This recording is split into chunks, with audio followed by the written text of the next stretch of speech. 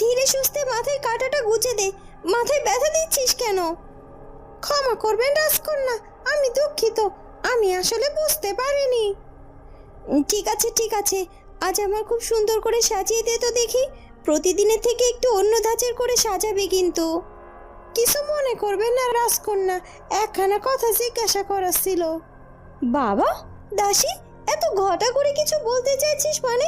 কোনো দরকারি কথা আছে নাকি? না না রাজকন্যা, তেমন কিছু নয়। আজ আপনার মনটা বেশ ফুরফুরে মনে হচ্ছে, তাই খুব জানতে ইচ্ছে করছে আপনি আজ কোন উপলক্ষে এত খুশি। আমাকে আজ আবার এত ফুরফুরে মনে হওয়ার কি কারণ সেটাই তো বুঝতে পারলাম না। আমি তো রোজই নিজেকে পরিপাটি করে রাখতে পছন্দ করি, আর রোজই তোদেরকে এইভাবে সাজিয়ে তুলতে বলি। তবে আজ তোরা নতুন কি দেখছিস আমার মধ্যে বলতো? হ্যাঁ রাজকন্যা, এটা ঠিক যে আপনি রোজ আমাদেরকে আপনাকে সাজিয়ে তুলতে বলেন, তবে আজ যেন আপনি নিজেকে অন্যভাবে সাজাতে চাইছেন। হয়তো নির্দিষ্ট কোনো মানুষের জন্য আপনি নিজেকে নতুন করে সাজাতে চাইছেন। আর আপনার মনটা যে আজ বেশ ফুরফুরে তা আপনার আচরণ আর কথাবার্তাতেই বুঝতে পারছি। আজ একদিন তোদের সাথে একটু হেসে খেলে কথা বলেছি, আর তোদের মুখেও দেখছি খই ফুটেছে।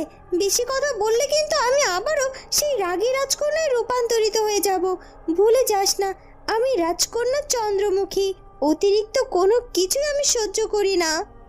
দুঃখিত রাজকন্যা, ক্ষমা করবেন।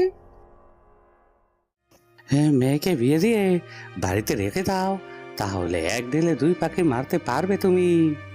মানে মেয়েকে বিয়ে দিয়ে পরের ঘরে না পাঠিয়ে নিজের বাড়িতে আবার রেখে দেবো কি করে? তুমি কি ঘর জামাই রাখার কথা বলছো?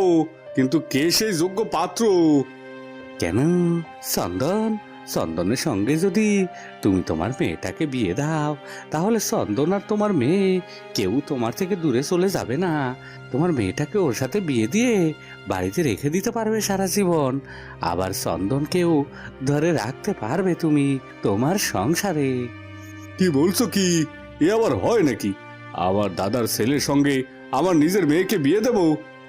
হবে না কেন? এখন তো অনেক জায়গায় হচ্ছে। আমি কিন্তু ভেবে চিন্তে বলেছি কথাটা, তুমি একটু ভেবে দেখো। এ কথা বলে লোকটি সেখান থেকে চলে যায়। লোকটির কথার আগামাথা বুঝতে না পেরে চুমকির বাবা ভীষণ চিন্তিত হয়ে পড়ে। উনি আমায় কি বলে গেল? সবটা তো আমার মাথার উপর দিয়ে গেল। সত্যি কি চুমকির সঙ্গে চন্দনের বিয়েটা দিলে আমি সব দিক দিয়ে লাভবান হতে পারবো? বিষয়টা কিন্তু চিন্তার। কথাটা একেবারেও ফেলার নয়। আমাকে ভালো করে ভেবে চিন্তে সিদ্ধান্ত নিতে হবে। ওদিকে চুমকির জন্য ইতিমধ্যে বিয়ের প্রস্তাব আসতে শুরু করেছে।